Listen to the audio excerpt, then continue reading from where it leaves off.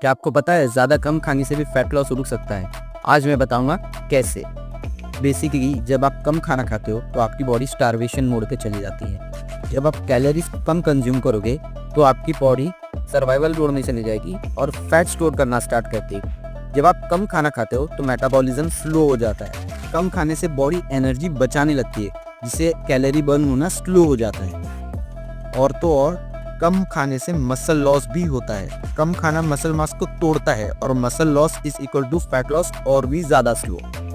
सही fat loss के लिए सही कैलोरी और बैलेंस्ड डाइट जरूरी है। इस वीडियो को सेव करो और भी शॉकिंग फिटनेस ट्रूथ जानने के लिए ट्रे ईट रिपीट ऑफिशियल को फॉलो करो।